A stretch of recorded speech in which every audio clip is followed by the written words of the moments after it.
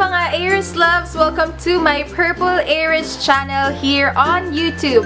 In today's video, gagawa ako ng product review na I purchased with my own money.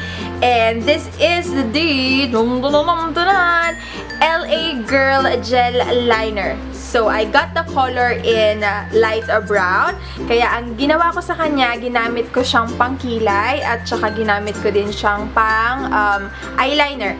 So, kung gusto nyo malaman kung ano ba yung naging verdict ko sa product na ito, if you're planning to purchase one or gusto nyo matry gumamit ng pangkilay na gel liner, please keep on watching!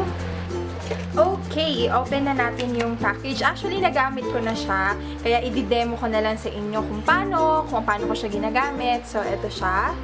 Ito yung LA Gel Liner. Meron na siyang kasamang brush. Kaya, it's a plus. Kasi hindi mo na kailangan bumili.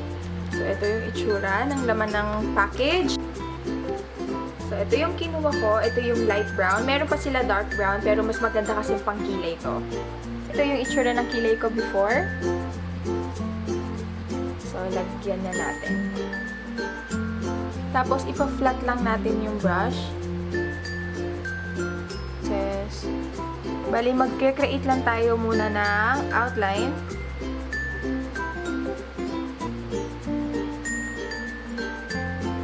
Huwag masyadong lagpas.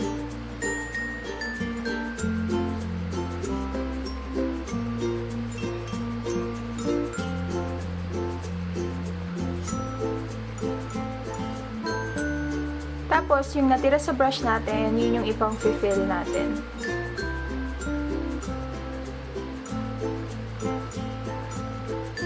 Dito pataas.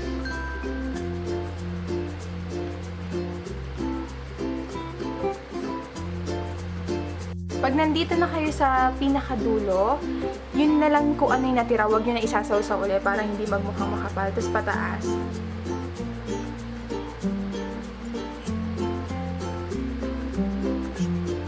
Okay, ito na yung meron, pero medyo hindi pa siya ganun kaganda, kaya kukuha tayo ng spoolie para ma-distribute natin yung product. Sprayin niya lang hanggang doon sa buntot para mas magmukhang natural. And pag gusto nyo mas define yung pinakabuntot, kuha pa tayo ng kaunting product, konti lang. Tapos, patungan nyo lang. And, tignan nyo na kung gaano kahaba yung gusto nyo sa inyong tail. Yan. Pag nakuha nyo na yung gusto nyong haba ng buntot, bali, gaganituhin nyo lang para medyo mas numipis yung dulo. Kuha lang kayo ng concealer. And for the concealer, I'm also going to use LA Girl. And this is the Pro Concealer in color, ano bang color ko? Pure beige. Tapos, kuha lang kayo ng kahit anong flat brush. Yung ganito. Kuha kayo ng konting concealer. Ito yung gagamitin nating panglinis ng gilid.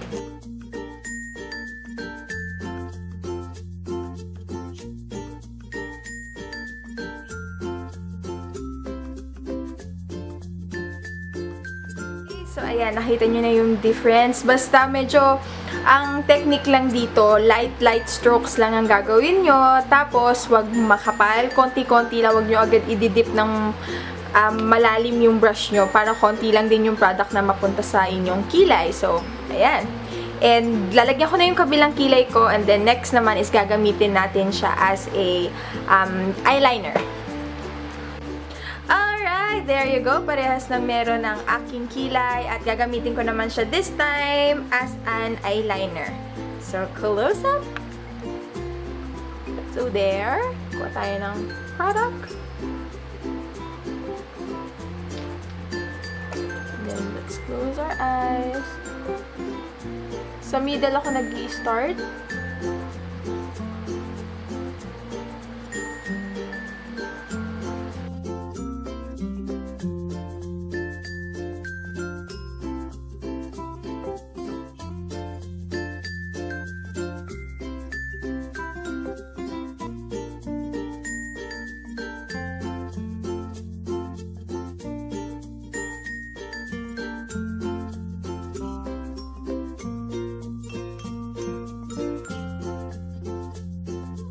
Okay, tapos na mga sis. Ito, nailagay ko na yung ating LA Girl na gel liner sa ating kilay as well as sa aking dito, sa taas, as an eyeliner. And by the way, this is for 319 pesos at nabili ko siya sa Watson. Ang dami ko nakikita ng mga online shop seller na mas nagbebenta ng mas mura. Meron ako nakita 250, 230. So mas malaking ano na rin yun, 'di ba? Pagtitipid kasi 319 versus dun sa 250. Sayang din 'yon. So kung meron kayong makikitang online shop na nagbebenta nito at kiniklaim nila na original naman or authentic yung binibenta nila, go. Kasi 'di ba? And so far, I am loving it. Sabi ko nga sa inyo, nagamit ko na siya and talagang nagustuhan ko tong product na to. Pero titignan pa rin natin kung mag-smudge ba siya or kung ano. Time check. Time now is 12 o'clock ng tanghali. So, medyo mainit. At natetest talaga natin tong product na to kung siya ay worth it ba. So, I will check back on you later kung ano na ba nangyari, kung natunaw-tunaw na ba siya, kung nag-smudge na ba siya, or eclaber. And yun, so far, I am loving this. Kaya, I will check back on you later. Okay? See you later. Bye! Yo, what's up, Aries Loves? I am back and time now is 9:15 na ng gabi. So, roughly 9 hours nang nakalagay itong ating kilay made by LA Girl Gel Liner. And ito na yung aking magiging final verdict. And as you can see, eyebrows on flick, baby. So, sobrang ganda pa din ng ating kilay. Sana kilay na lang ako. Pero, nakita ko yung ito. Close up ko lang yung kilay ko, okay? Okay, ayan na yung ating close-up look. After almost 9 hours, ito na yung itsura ng ating kilay at ang ating eyeliner. And as you can see, buong-buo pa din siya. Hindi siya nag-smudge. Although ito, medyo nabubura na tong... wait lang. Although itong tip nito is medyo nabubura na. Pero ayos pa din siya.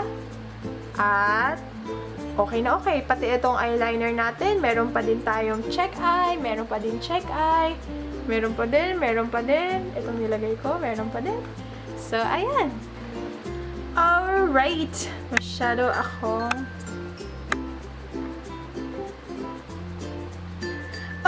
Okay, we're down to my final verdict with this LA Gel Liner. And if I'm going to rate this product 10, I will rate this perfect 10.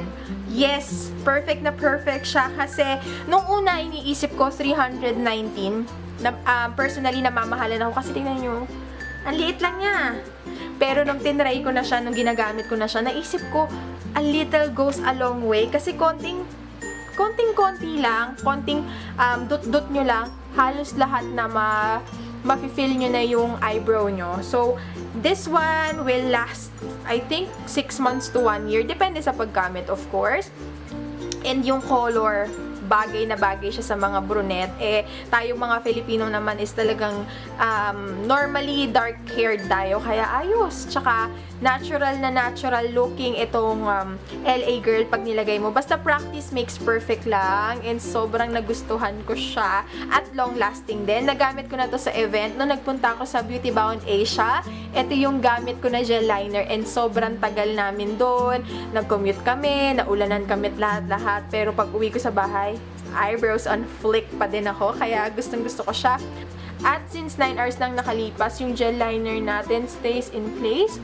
Walang nakalbo, walang na ano sa kanya, walang nag-fade. Kaya ayos na ayos. Vavavoom na vavavoom tong gel liner na to. And yun lang ang masasabi ko sa kanya. For 319, yes, medyo pricey siya if you're on a budget. Kasi I know, ako personally, 200 below, yun yung parang affordable para sa akin. Pero pag tumaas na ng 300 pataas, medyo hirap na sa akin bilhin yun. Kasi parang sabi ko nga sa inyo, mommy on na budget ako, kaya medyo namahalan ako sa 319. Pero sabi ko nga sa inyo, may mga online shop ako nakita na nagbebenta ng gel liner na LA Girl. kung ako sa inyo, doon na lang kayo bumili. 'Di ba? Mas ayos na. Kung ako, mas nauna ko nakita yon kaysa nakita ko sa mall, doon ako magbibili. Kasi sayang din, 250, 319, medyo malaki-laki na rin yun, 'di ba? Pang ano mo na yun, pang Jollibee mo na yun. Kaya, ayun, yun lang ang aking review about gel liner ng LA Girl. Definitely, i-recommend ko siya sa inyo. Hindi lang siya para sa mga makeup enthusiast. Kung nag-start ka na rin mag-makeup para sa ibang tao, ayos din to, lalo na kung mag-makeup ka sa mga kasal-kasal, kasi long-lasting siya. Hindi katulad ng powder na mag-fade. Makikita ng client mo, wala na silang kilay pagkatas ng kasal o kaya pagkatas ng debut. Turn off naman yun, 'di ba? Kaya kung ako sa inyo, if you're starting na maging makeup artist, ganyan-ganyan, self-taught makeup artist, try nyo, ilagay ito sa makeup stash nyo. LA Girl, worth it siya. And mas mura siya kaysa sa mga branded na mga NYX. I think yung Fanny Serrano ko dati, parang 400 plus ko ang bili ko eh. Ito 319. Kaya mas affordable na tong gel liner na to. And that is it. Yun lang ang aking review about LA Girl Gel Liner. Sana naging helpful. If you like this kind of videos, please give this video a thumbs up. And for other makeup reviews, kung may suggestion kayo na gusto nyong itry ko, comment down below. Lahat yan binabasa ko, mga sis, promise. And yun lang. Maraming salamat sa panonood. I will talk to you on my next video. Take care! Bye-bye!